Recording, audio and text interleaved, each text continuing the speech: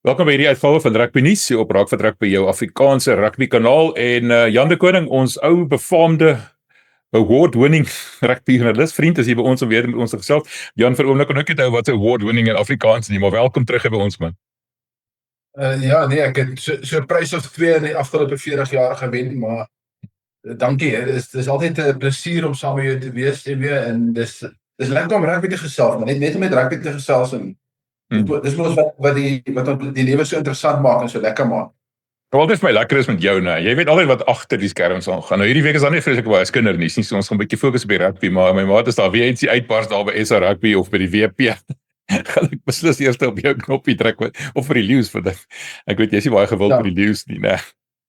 Nee. Duidelik, hulle is hulle praat so min sin, jy praat van die Lions, maar Cash, hy praat nie eintlik meer met die media nie. Hulle bring Jacques en al die ander ouens uit, maar Cash stuur net stemboodskappe, jy weet, so hy wil nie goed die media praat nie. Ja, nee, maar dis hy onder druk is, as jy span verloor is, hy 2 jaar in 'n ry in die Currie Cup finaal met 'n URC span choke, dan moet jy weet, dus. En ja, maar ons gaan seker daaroor praat. Ja, ons gaan ek dink hierdie jy het 2 lekker artikels geskryf. Een gaan oor die Springbokke se analise oor hulle weet die statistieke van die rugby kampioenskap tot dusver, hoe goed hulle doen en waar hulle nie so goed doen nie. En dan die eerste rond van die URC is nou verby, VRK. Daar's ook 'n klomp statistieke wat jy uitgelig het. Baie interessante statistieke, veral met betrekking tot die Stormers wat ons nou by gaan kom. Dis ek kon nie glo wat jy daar geskryf het nie. En dit is vragies die waarheid. So ons gaan nou net daaroor gesels. Maar kom ons praat nou eers gou oor die Springbokke. En jy het daai artikel wat jy geskryf het, is interessant. Ek en Harry het gisterand 'n podcast gedoen wat ons gevra het Rassie rugby herontdek of reinvent rugby, as ek dit Engels mag gebruik. So vertel my in die lig van daai statistieke, met die intrapslag, wat is jou gevoel oor hierdie nuwe, is dit nou 'n nuwe manier van Springbokke, is dit nou 'n herontdekking van rugby, wat is dit? Ja, vir my is dit baie interessant. Soos jy weet, ek is 'n ou skool. Ons het altyd hierdie wonderlike agterlyn talent gehad. Ek gaan altyd terug na die 80s toe. Jy weet, jy praat van 'n agterlyn wat talente gehad het soos Divan Serfontein, Naas Kotha, Michael Du Plessis, Dani Sternberg, Karel Du Plessis, Johan Jenis, weet voor dit Gysie Pinaar. Ons kan aangaan oor hierdie ouens. Ons het altyd die wonderlike talente gehad wat sulke skepende spel kon speel. As jy gaan kyk na daai Cavaliers wedstryde in 86 of selfs teen Engeland en Ierland, as jy gaan kyk na daai tipe 3 wat ons gedruk het. Dit is ek wil nie sê soortgelyk soos die, maar dit is ons is bekend as hierdie span wat kon goeie agterlyn speel. Dit beteken nie ons het swak voorspelers gehad nie, maar ons kon skepende rugby doen. Toe ons afval gaan waar ons amper asof ons ek weet nie pak byster geraak nie, maar almal sê ons moet ons DNA bly. Ons DNA was nog altyd skepende spelers, agterspelers. So ek dink ons het dit daai vermoë gehad nog altyd. Ek dink ons het dit ernstig in 'n kassie weggeberg. En ek dink Rassie het net gesê, luister, kom ons gaan kry 'n manier om hierdie rou talent wat ons het uit te haal en tentoon te stel. En hy is besig om te doen. So herontwerp is wel nie. Ek dink Rassie gaan terug na wat Suid-Afrika se DNA eintlik is. Ons het fisiese voorspelers. Maar as jy so aanvallende spel speel, dan gaan sekere ander goeders. Die ou wat net op verdediging gefokus is, soos ons was, gaan minder duikslaan mis, want dit is sy fokuspunt. Ons fokuspunt is nie duikslaan nie, ons skarrel en ons keer nog steeds die ouens om staan 3 af, maar ons drink net weer. Weet as jy 6-3 drink en die ouer drink 3-3, dan ben jy ons verdedigelik is. En dit is presies wat so lekker is. En dan gaan kyk jy, dan sien jy daai voorspelers, as jy gaan kyk na Sasha, daai swaai 3 en hy so tolmal van 'n ruk af oor die om daar te gekom het ons voorspelers die Argentyne stukkend gehardloop. Jy weet, dis brutale voorspelerspel. So ons het dit nie verloor nie.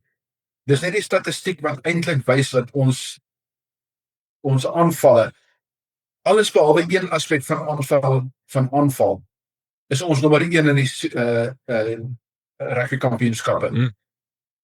Maar dan obviously ons scrums is nie meer so suksesvol nie, ons lynstande is nie meer so suksesvol nie. Maar dis ons nie daarop fokus en dit ons is swak daarin nie. Dis die ander ouens speel baie meer konservatief en probeer om minder foute te maak, terwyl ons nie bang is om foute te maak nie. En dit was nog altyd Suid-Afrika se ding. Jy gaan altyd en jy gaan probeer iets en dan ja, ek dink net ons gaan terug na die DNA en ons gebruik nie net ons brutale voorspelers, ons gebruik ons die talent in ons agterlyn wat baie duidelik besig is om te gebeur. Maar dit is my vrek interessant, want jy kry elke slag as ons 'n video plaas of 'n wedstryd speel, dan gaan die mense as alles is verloor natuurlik. Ons moet teruggaan na ons DNA toe. Almal dink ons DNA is ons kraam al dat hulle huk en ons wen al wat 'n lynstaan is en dan met maal en tot ons enige 3 druk. En dis eintlik nie die waarheid nie. En die ander ding wat ons gister oor gepraat het was toe Rassie oorgeneem het na daai 57-0 verloorslag teen die All Blacks wat vir ons absolute laagtepunt in ons rugby geskiedenis was. Moes hy 'n plan maak om dinge om te draai. Hy kon nie regtig nuwe spelers inbring nie. Van daai spelers kom al van 2015 af, selfs vroeër, saam met Heineke Meyer, alles. Al wat hy gedoen het, hy het gesê, en ons gesprek was gewees, ons taktiek was om ondeurdringbaar te wees. Niemand kan ons, ons het die bal weggeskop en dan het ons verdedig het ons klap.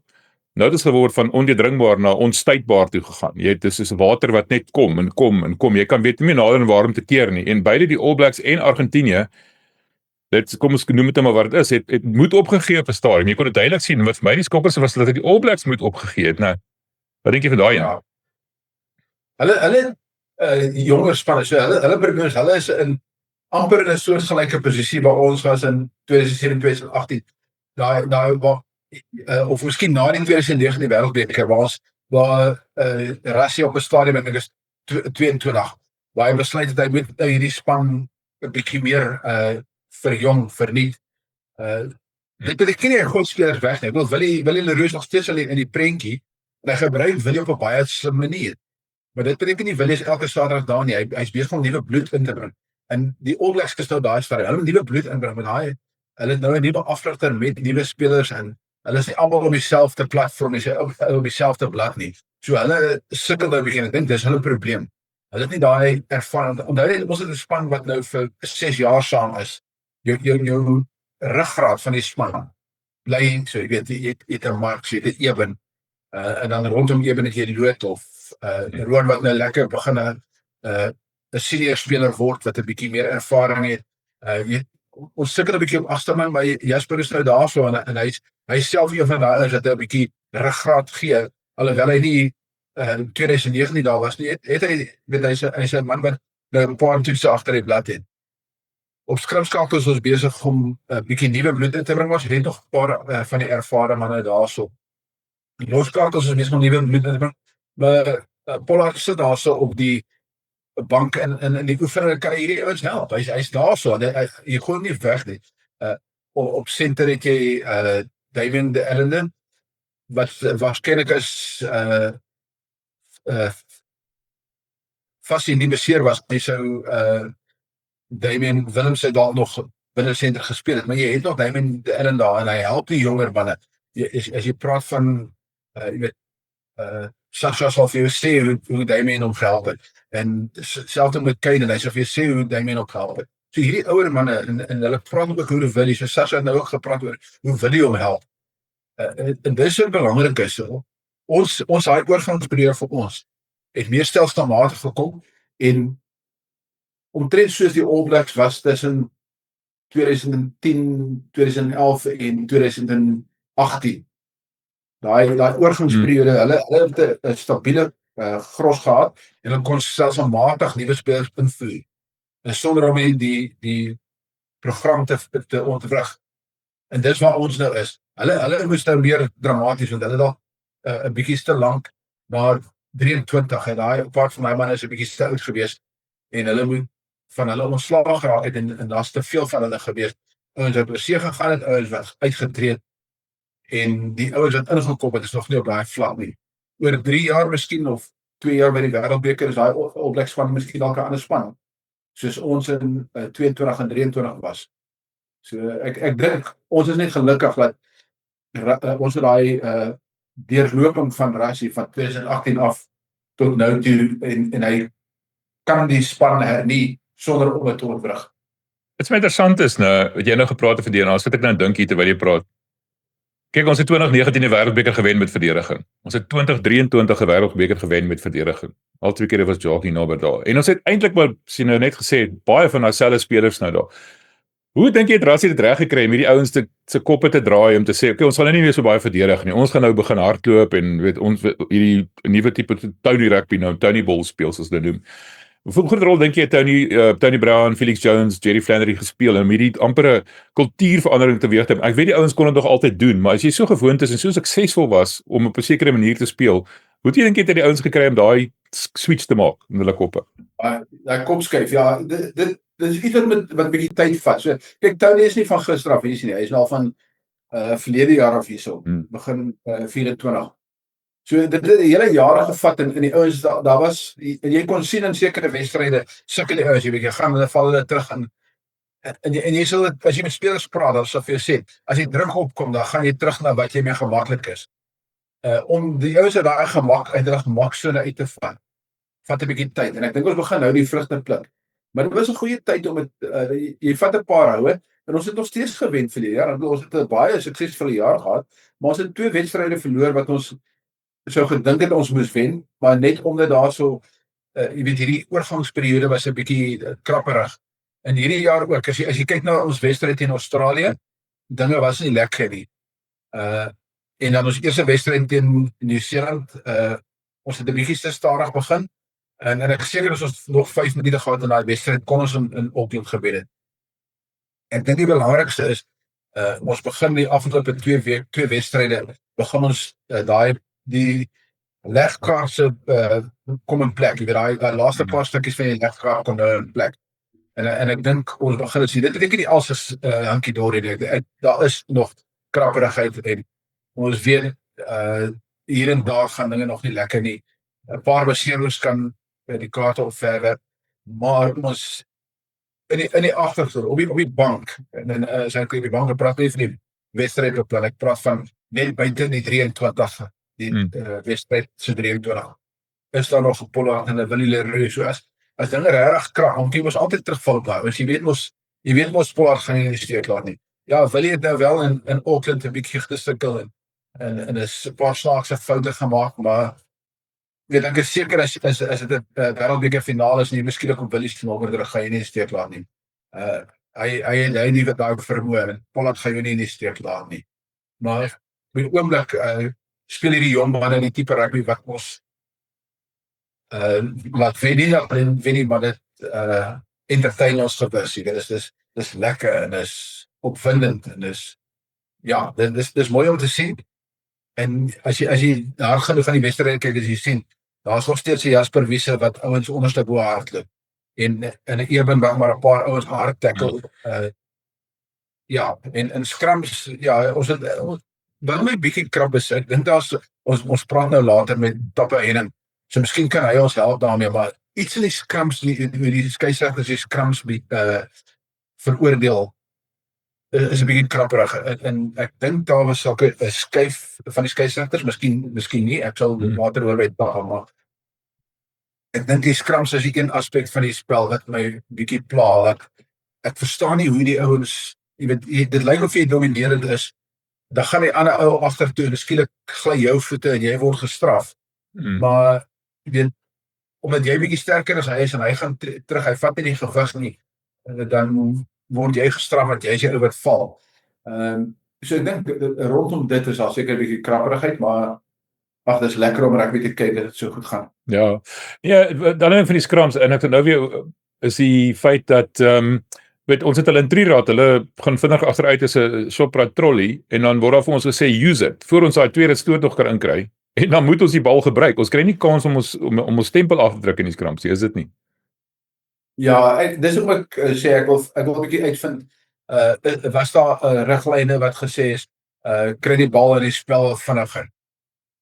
Want dit lyk of die skeieregters veral in die UFC lyk dit of die skeieregters die bal vinniger terug wil in die spel in die scrum is nie meer die kompetisie of wat dit was nie. Dit is nie meer dis nie so meer met die dinge nie. En die ander ding wat my verskriklik pla is ek sien skramskakels skoor die bal sommer reguit na die agterman se voete toe. Ja. Jy weet, so ja, dis 'n paar vrae wat ek moet vra en hopelik kan Tappe vir ons daai antwoorde gee. Ja, ons gaan ook daai ding bywoon, so ons sal hom publiseer, daai gesprek met Tappe Henning. Hy is die hoof van skeieregte van die VRK, as ek reg. Korrek. Right, so kom die ding wat by die meeste pla is, nou alles werk nou lekker en ons speel nou lekker rugby en alles, maar ek hoor storieetjies dat Tony Brown stil genader is deur Nieu-Seeland om oor te neem by Razor. So wat is die kans dat ons afrigtingsbrein trust daar bietjie pynlike van Rassie se kontrak se nog nie hernie nie. Ons weet hy het onderhandel om almal se kontrakte verleng te kry tot 2031. Wat is die kans dat ons dalk weer met 'n afrigtingskrisis kan sit op 'n stadium? Op hierdie stadium is daai manne geteken tot 27 na die Wêreldbeker. Die gesprekke daarna gaan aan. Ek het vroeër die week verlede Vrydag eintlik het ek ook in 'n gesprek gesê ek dink die ouens maak te veel. Dis nie vir my so groot geraas nie. Dis soveel drama as wat mense daarvan maak. Enige kontrakverlenging is daar gesprekke terug, jy weet. Rassie sê nee, ek wil R10 hê. SA Rugby sê nee, maar ons het net R5. Sê Rassie nee, jy sê ek kan nie miskien sê jy my R9.50 gee, dan sê SA Rugby okay, kom kyk by R6. Jy weet so dit gaan nou maar so. Dis maar soos gesprekke en onderhandeling gaan. En ek dink miskien lees die mense te veel daarin. Onthou net dat ons besig met 'n rugby kampioenskappe. So Rassie se jammer. Rassie se onderhandelinge en sy aandag is op 'n ander plek, jy weet. So dis die een ding en dan om terug te kom by Tony Brown. Ja, as Jamie Joseph nou juis hy gaan Nieu-Seeland se tweede span afrig, die Nieu-Seeland 15-tal. So dis basies hulle tweede span. So dit lyk maar of hulle besig is om 'n plek te kry in geval daar met Razor jy weet 'n bietjie krapperigheid is en ons hoor nou ook maar daar is krapperigheid en miskien wil hulle maar 'n plan B in plek kry. En Jamie en Tony Brown kom al 'n lang pad. Ja, battery en torch daai twee. Ja. So dis waarskynlik dat Jamie Tony Brown sal nader, maar Tony Brown is hier tot na die Wêreldbeker aanstaande jaar of tot 27 ja, maar so is nog 2 jaar. So om hom uit te koop as daar nou skielik drama is in Nieu-Seeland, om hom uit te koop gaan 'n bietjie geld vat, jy weet. So Saro gaan nog 'n goeie wins maak as hulle Tony Brown wil uitkoop. En ek dink Nieu-Seeland het noodwendig daai geld. Ja, geld. So dit is 'n ding wat ja, so dit pla my, jy weet. Ja, dit pla my. Dit pla my dat hy met al die IP kan na die Nieu-Seeland toe gaan, jy weet, en ek bedoel ek dink die ou is oneerlik of jy skat nie wat ek bedoel nie. Dit pla my net dat jy weet, kan jy indink Tony Brown word môre die All Blacks coach? Wat gaan dit vir Suid-Afrika beteken? Ek sê nou maar môre, kom ons sê nou maar na die Wêreldbeker. Jy weet, ek sê net so half, die impak gaan ongelooflik wees, né?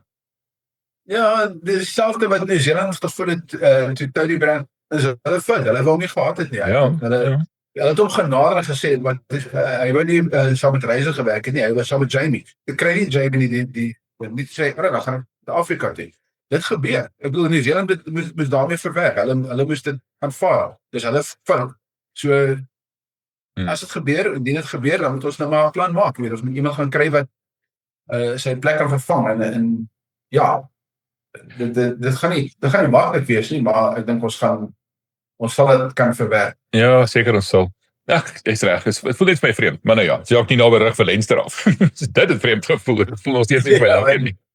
Presies, want ons het Johan van Straan wat in Baag afrig. En ons het Franco wat in Skotland afrig. Jy weet dis ongelukkig kan is daar net een plek in die Springbok span vir hoofafrigter en dis Rassie se posisie. Hy het vir Stiek, hy het vir Dion en dan het hy vir Tony Brown en jy weet so 'n paar ander manne. En ons het nou al vir die afgelope 6 jaar en 2 Wêreldbeker oorwinnings sit ons met dit Foreign Legion en ons afrigterspan. Dit werk vir ons, so ons moet dit maar aanvaar.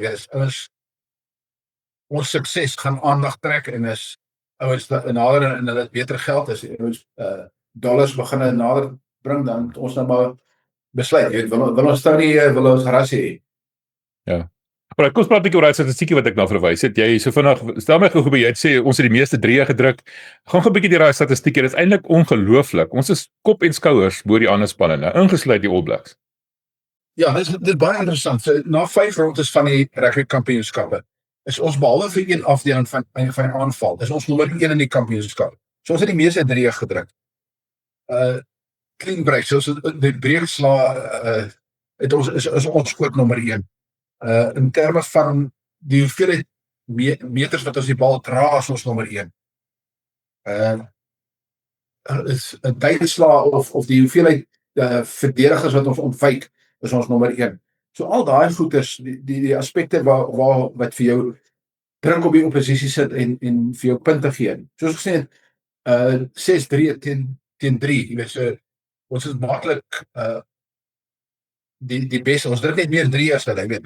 Maar die teenoorgestelde, en dis die interessantheid, omdat ons meer aanval, is ons verdediging nou nie meer so akkuraat nie.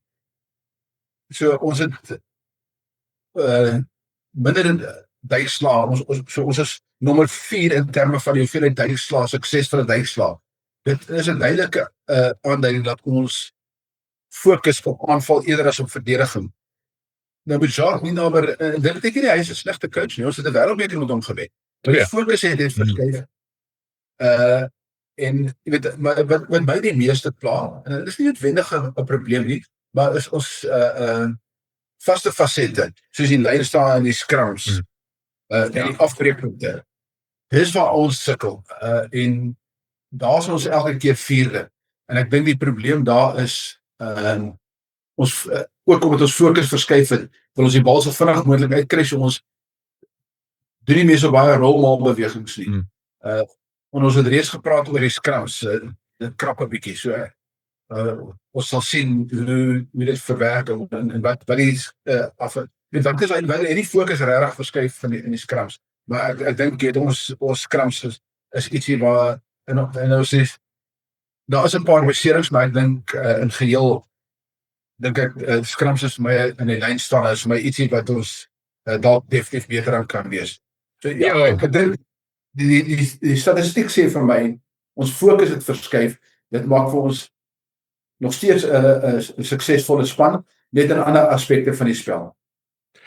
Maar geen gesprek oor Saterdag se wedstryd sal volledig wees om te praat oor Sasha Feinberg en Gomez Zulu nie. Klomp mense het vir ons gevra, hulle asseblief hulle sê hoe om dit mooi uit te spreek, want hulle gaan daai naam nog baie kere moet sê in die toekoms. So vertel my 'n bietjie wat jy gedink het van dit. Wat beteken dit vir 'n ou soos Andre Pollard? Jy weet, Manie is amper in dieselfde jy weet, tipe speler as wat Sasha is. So hulle twee komplementeer mekaar. Andre is bietjie meer seënig gesê ou skool. Wat dink jy is Andre? Jy het nog gesê Andre is ook so half buite die 23 deesdae. Wat dink jy hou dit vir hom in?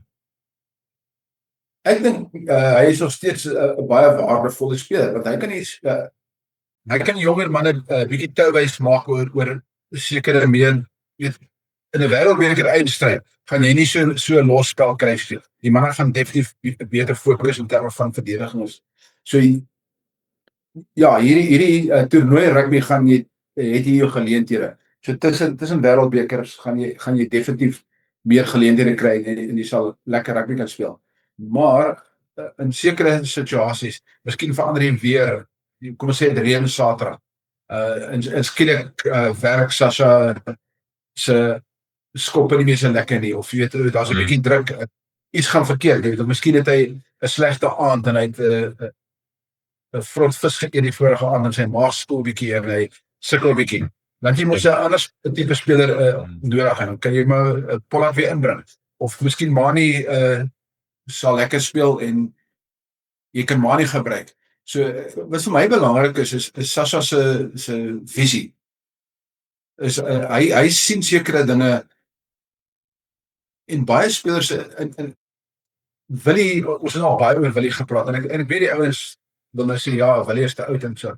As jy gaan kyk na Willie se spel oor die jare, sy visie, dan kan jy sien hoe goed hy die spel lees.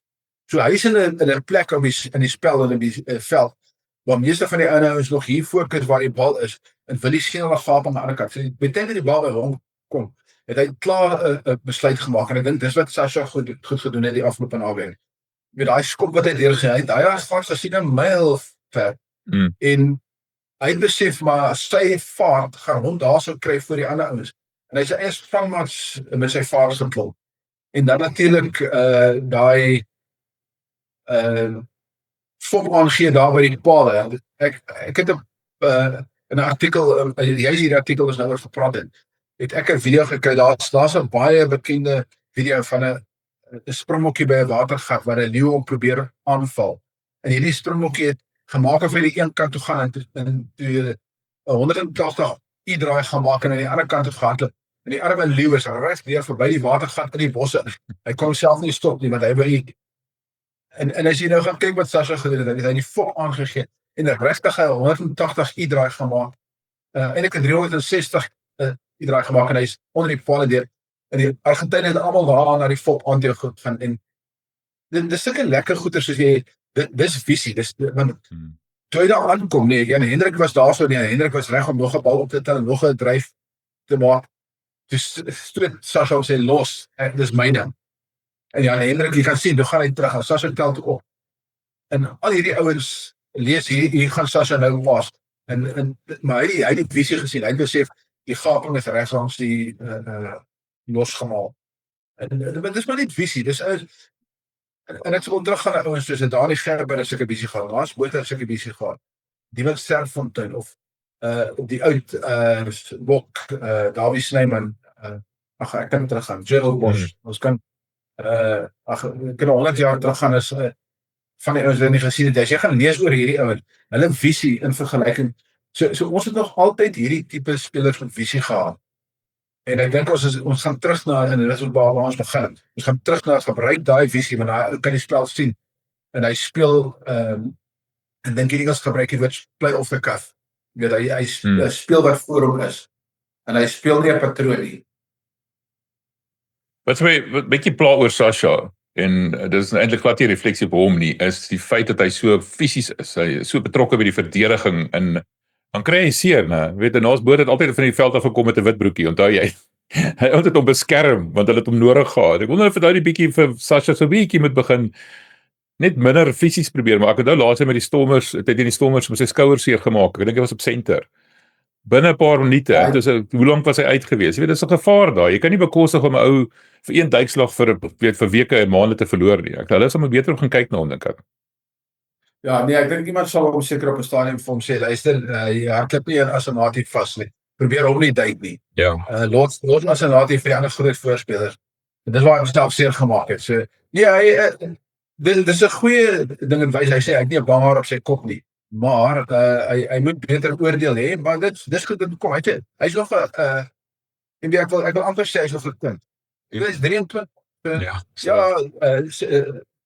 As ons kyk by Jason Colby aangevang het, dan kan ons mos nou maar sê, weet ons kan hom hierdie een vergewe. Jason Colby het sy Hengse Fines meeting gehad. Ek voel hy seker deur sy ore betaal het vir daai blaps wat hy daar begaan het. Ek weet nie wat die ou gedink het en praat van 'n breinfloute.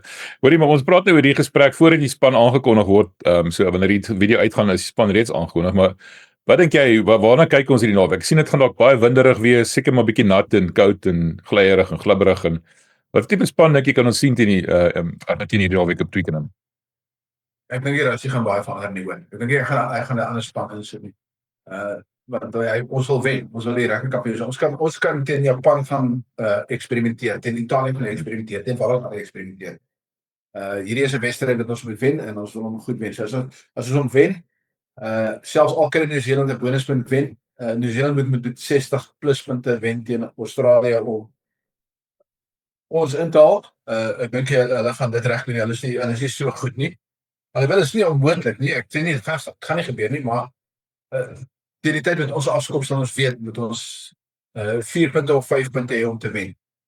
So ja, ek dink ek sal my geld sit op Rassie gaan hou by sy wenpatroon. Ons gaan dieselfde voorspel min of meer. Daar sal 1 of 2 veranderinge wees, maar ja, beserings kan ja. So anders is dit gewoon gaan ons met die wenpatrone. Ja, ek sien baie uit daarna. Harry gaan sien toe gaan. Ons ander vriend Hugh Griffin is ook daar. 'n Paar van ons ander vriende kom in van Skotland af. So ek sê arme Engels het nie baie sê wat hulle doen toe hulle vir Harry hulle akkreditasie gegee het nie. Maar nou ja, dis storie vir 'n ander dag. Right, kom ons praat 'n bietjie oor die URC, die eerste ronde. Ek het ongelukkig kon ek nie die wedstryd kyk nie. Ek het so 'n bietjie van die Stormers gekyk, maar ons het ons reunie gehad hierdie naweek, so ek moes hier oor 'n swembad kyk na 'n groot skerm deur in die verte. Ek kon nie veel sien nie. Wat het jy gedink van daai Stormers? Want dis vir ons nou gepraat oor die interessante statistieke.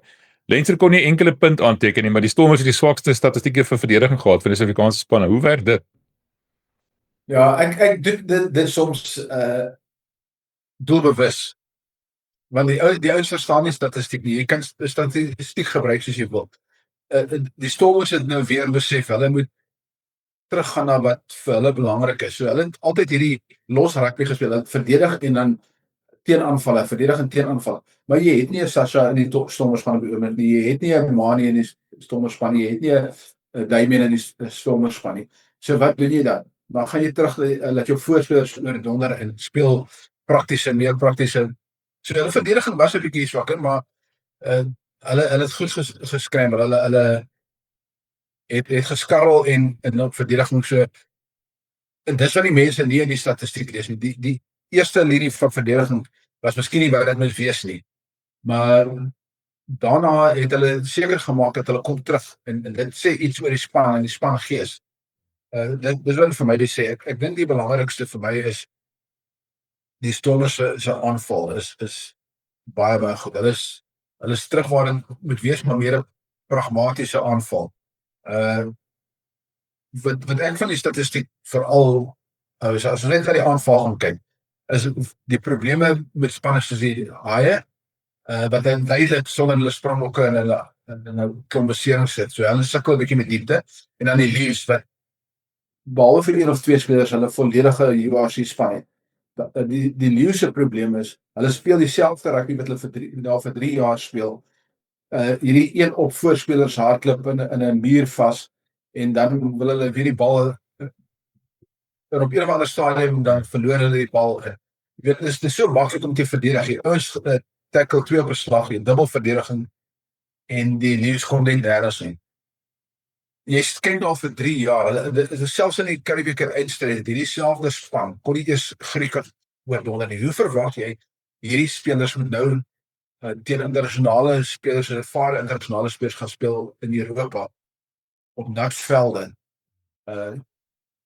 Iets is net nie lekker vir my by die Leeu's nie, en hulle kan nou maar sê wat hulle wil, en Cash kan nou maar so kwaad wees vir die media as hy wil. Die feit van die saak is, sy track record as 'n afrigter is die swakste van enige leeu afrigter wat ek nog in my lewe gesien het. Wel, is interessant. Ek het met Pieter Berg gepraat na daai oorwinning en hy het my gesê as hulle nie daai een wedstryd 2 weke voor die eindstryd verloor het in die Leeu's nie, sou hulle nie die eindstryd gewen het nie, want daar het hy gesien hoe hulle speel. Ek voel gesê hy kom Jacques Fourie se verdedigingsstelsel baie mooi uitfigure, want hy het by Jacques nie naby geleer toe Jacques by die Stormers was en Jacques nog vir Stormers gespeel het. Hy het presies geweet hoe om hulle te klop. Nou as jy die Leeu's kan uitoorlê met 'n span, met 'n Griekwa span, dan met alle respek gesê, dis 'n Griekwa span. Dit is nie 'n URC span nie. Kan jy net indink wat se swaar tye wag op hierdie arme Leeu's as jy nou vorentoe gaan. Maar net vinnig terugkom na die Stormers toe. 9 strafskoppe, 6 van hulle by die scrums. Dis onheilspellend. Ja, dis een van die redes hoekom ek met Tappa wil praat oor die scrums. Ek het gedog die Stormers se scrums was baie fisies en die Stormers het oorheers, maar hulle is elke keer gestraf, en dis nou waar ek vir jou gesê vroeër. Ek verstaan nie wat gaan aan die scrums nie, want een oomblik word jy gestraf omdat jy die Stormers jou oordonder. Die volgende oomblik word af vir die Stormers gesê speel, want hulle is nog steeds besig met die ou straf en jy moet die bal speel. Sekerlik is dit jou besluit wanneer jy wil speel. So ja, ek dink dis 'n paar vrae wat is, maar die feit van die saak is, die statistiek sê vir jou die Stormers is baie meer gestraf in die scrums as die opponente, alhoewel met die oog lyk het om die Stormers oorheers en hulle opponente oordonder het. So Leinster het regtig nie, ek weet nie presies wat daar aangegaan het nie, maar dis 'n vraag wat net die skeieregter vir jou kan antwoord. Of iemand in die skeieregter gelede vir jou kan sê presies wat het daar aangegaan. Alle oë was natuurlik op Loftus, myne ook, soos ek sê, met 'n verkyker daar op die groot skerm, maar ek kon nie lekker uitfigure wat aangaan nie. Johan Ackerman se debuut as afrigter. Ek bedoel, met alle respek teenoor hom, jy weet, hy het 'n baie sterk franchise geërf daar, baie sterk spelers, baie diepte, baie bereik noem dit maar so, weet, volle ondersteuning van die bestuur, al die kaartjies in sy guns. Hoe het gegaan vir 'n debuut dink jy? Tipies Johan Ackerman, jy kan sien hy werk aan die kultuur van die span. So daar gaan foute wees uit. En hy het jy weet onthou net ook nie al sy Springbokke nie. Jy weet daar's dan nog 'n paar groot name wat moet terugkom na die bulle toe. Maar ek dink die groot ding is jy kan sien daar's 'n kultuur in die span. So het hulle foute gemaak, het hulle 3 afgestaan. Ja, dis nie. Maar vir die eerste, ek dink hulle het gewys dat hier's iets aan die gebeur. Hulle moet ook ek dink hulle kultuur skuif, hulle kop skuif wat hulle moet maak met die tipe rugby wat hulle gaan speel. Sal jy ook hierdie seisoen sien. Miskien gaan hulle sukkel, miskien gaan hulle nie meer in die eindstryd speel nie, miskien gaan hulle. Dit sal ons eers sien as hulle 'n paar wedstryde het. Maar jy kan duidelik sien dat Ackerman hou daarvan om meer met die bal te speel. Hy wil entertain en sy tipe spel en vir hom altyd gaan dit oor die kultuur. En jy sal sien 'n paar weke in sal jy sien dat hierdie bulle se leeftaal is baie anders as wat dit verlede jaar onder Jake White was. Dis 'n groot vraag daai, né? Die jy het gesê die kultuur. En daar was baie ongelukkigheid, veral met daai eindstryd en wat Jake na die tyd kwyt geraak het oor die spelers wat hy mee moet speel en alles. Hoe die leeftaal vir jou gelyk? Het dit vir jou gelyk na 'n gelukkiger span, die bulle? Ja, daar was glimlag op die gesigte. Hulle was nie bekommerd as hulle indien dalk verloor nie. Dis kom ek sê, hulle het gelyk na 'n meer gelukkige groep spelers. Dis nog steeds 'n baie groep spelers en ek dink die bulle sal definitief in die eindspelwedstryde wees. Maar hoe hoog hulle gaan eindig, gaan hulle in die eindstryd kom? Dis ook 'n vraag. Maar ek dink wanneer jy begin 'n diepte kry soos na Desember of Januarie wanneer die Springbokke begin terugkom, dan gaan jy ander Bulls span sien. En ja, miskien kan hulle 'n bietjie beter doen in die Europese beker ook hierdie seisoen. Hulle 'n ander ding wat ek wil vra, baie goed gelyk in die aanval en nie so goed op die verdediging nie. Baie soortgelyk met die Springbokke sê, okay, julle kan 3-3 druk, maar ons gaan 6 druk. Hulle het sommer 9-3 gedruk, as ek my nie verbeel nie. Is dit dieselfde soortgelyke benadering dink jy? Ja, ek dink dis wat ek op 'n manier probeer sê het vroeër is Johan se benadering tot die spel is nog altyd as jy terugdink aan sy daar by die Lions. Hulle het baie aanvallende spel gespeel. Hulle hou daarvan. So, jy weet hulle het baie terms gehad waar hulle 40-20 gewen het of 40-30 gewen het. En jy kan dit sien. In die swakker spanne sal jy sien hierdie tweede helfte in die laaste 20 minute staan hulle nog 2-3 af. So jy weet dit lyk of jy 'n ander span naby jou is in die laaste 20 minute dan hardloop jy weg met die spel en jy wen gemaklik. En dis op wat die manne hulle self geniet en hulle in 'n aanvallende patroon is en hulle nie op daarmee nie. Dit is so aanhoudend in hulle aanval. So gaan jy foute maak, gaan jy 3 afstaan, ja. En die manne se konsentrasie gaan seker met tye tot die fiksheid verskerp is. Sal die konsentrasie seker maar met tye verswak en glip, maar ek dink in geheel gaan jy 'n meer aanvallende Bullspan sien. En met tyd sal dit natuurlik verbeter. Alright, so die naweek speel die Bulle teen Leinster en die Sharks sommer speel teen die Ospreys. Hulle ruil net mooi om. So nou die Leinster is nou 'n bietjie gewond, 35-0 te verloor met 'n klomp internasionale spelers in jou span. Dit sal enige span se ego krenk as ek dit so kan stel. En die Ospreys is natuurlik nie naasby so sterk as Leinster nie. So ek dink die Bulle gaan 'n bietjie meer van 'n opdraande stryd hierdie naweek, miskien, en die soms dalk 'n makliker ene. Wat dink jy van daai twee wedstryde? Wat gaan gebeur? Okay, kom ons begin met Leinster. Hulle het nog 'n klomp beserings. So van die ouens wat teen die WP gespeel het, 3 spelers, 2 is reeds uit en die derde een Lamor kan waarskynlik ook die wedstryd misloop. So dan sal dit nog meer verswak. Hulle gaan nog meer sukkel. So ek dink hulle probleem gaan wees miskien diepte. Miskien gaan hulle in die eerste helfte meer teenstand bied. Dit sal 'n beter wedstryd wees. Hulle sal meer druk op die Bulle plaas. Juist omdat die Bulle hulle self in 'n oorgangsperiode is nog.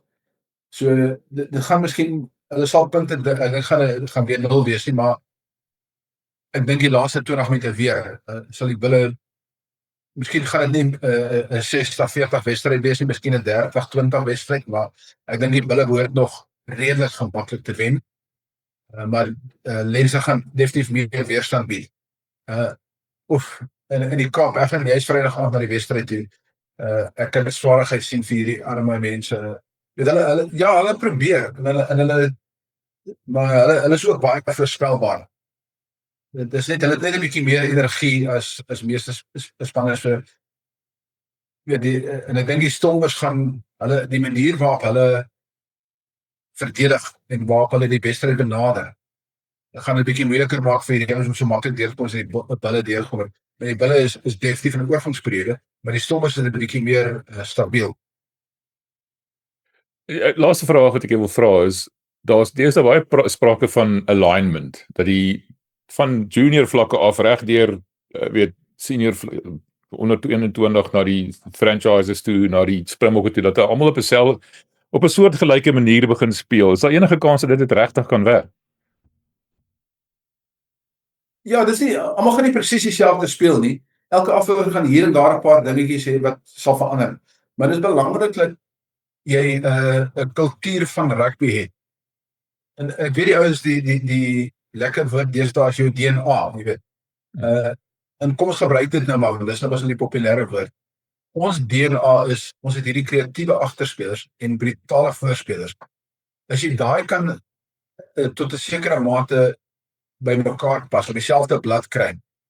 Dit beteken nie almal gaan presies dieselfde speel, 3 fases skop, 4 fases gee uit of, maar jy 'n basiese bloudruk van hoe jy gaan speel. En jy kan dit gebruik. En jy het dit gesien al by die onder 20, dit begin ons nou gepraat oor Ackerman. Jy kon sien daai bloudruk is by die onder 20 reeds.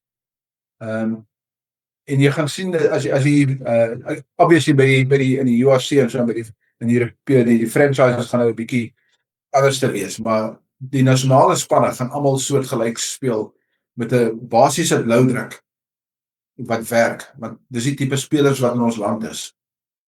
Hoe oop is die afrigters vir so iets?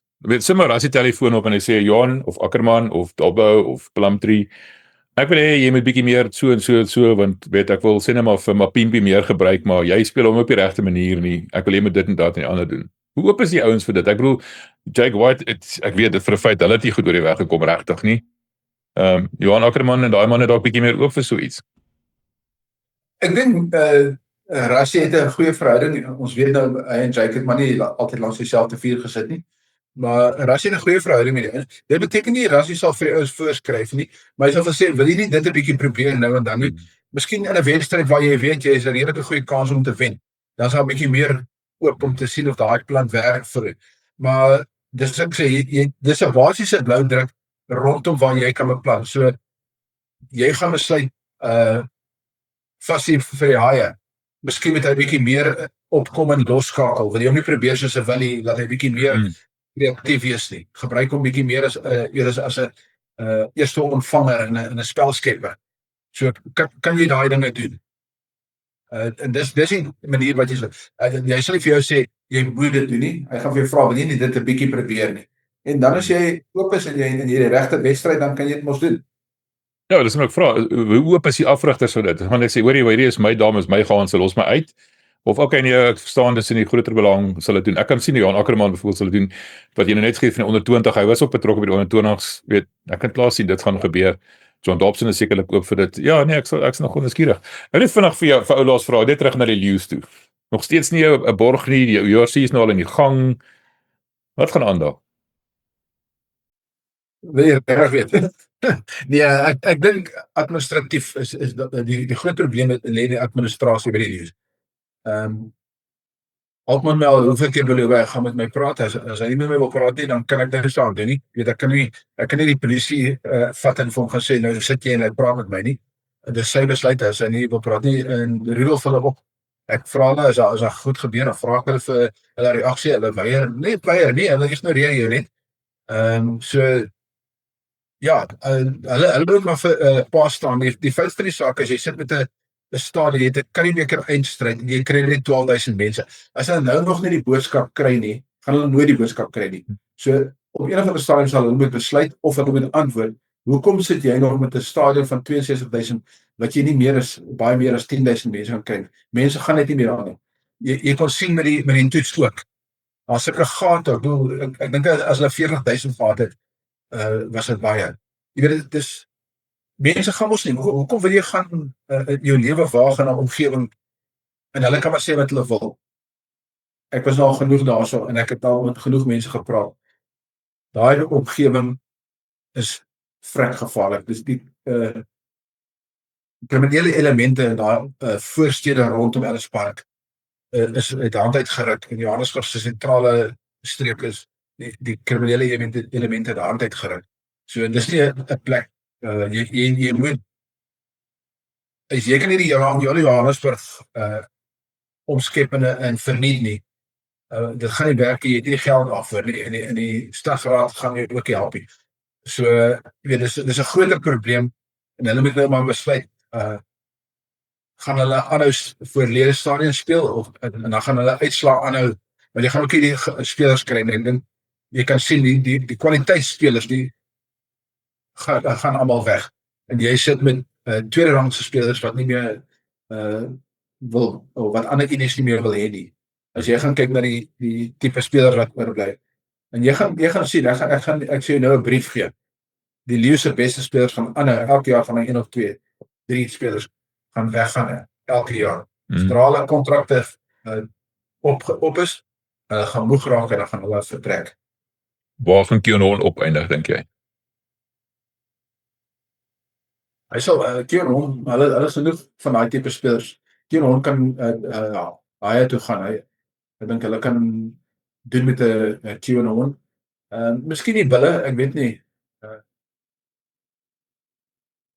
Maar ja, ek dink hy sal pas in die Keon Holm sal baie goed pas in die Stormers se span, maar ek dink hulle het genoeg van daai tipe spelers. So is nie dat hulle tekort het nie. So hulle het nie nodig Keon Holm nie. Ek dink die span wat kan doen met hom is miskien die Haie. Hulle aanval net 'n bietjie en dan miskien nie Bulle, maar ja.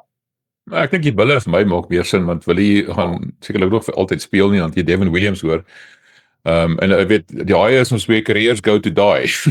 Dis nie goed. Ja. Net laaste ding, afrigters by die Leeu's, wat is die toekoms daar? Gaan hulle maar weer eens met vir Cash van Rooyen ingespan, soos jy gesê het, hy praat met niemand nie, jy kry net af en toe 'n voice note. Dis nie 'n teken van 'n ou wat oorloop van selfvertroue nie. Dis vir my die probleem daar is daai administratiewe klik wat daar so sit, wat alles beheer. En weet jy, en ons weet nou Rudolf, selfs in sy laaste Springbok afrigter. Hy trek 'n laar, hy's hierdie die wêreld is teen my tipe mentaliteit. En dit vloei deur na die spelers toe. Jy kan dit sien in die Leeu se spelers. Jy kan sien die frustrasie op die veld. Jy weet, as spelers mekaar op die veld begin vloek, as spelers mekaar in die kleedkamer begin vloek, wat verlede jaar gebeur het en ons het gesien. Jy kan nog steeds sien daai selfde frustrasie, nog steeds dieselfde spelers daarso. Jy het een voorspelers wat sy lyf afskryf vir die res van die span en die ander ouens draag maar net saam, jy weet. So ja, ek dink daai tipe van administrasie, dis wat ek sê, hulle probleem is administrasie. Dit vloei deur na die spelers toe en ek sien 'n lang seisoen. Ek sal baie verbaas wees as die Leeu's in die top 10 eindig hierdie jaar. Ja, maar ek kan laas jaar ten minste goed begin, 'n paar wedstryde gewen.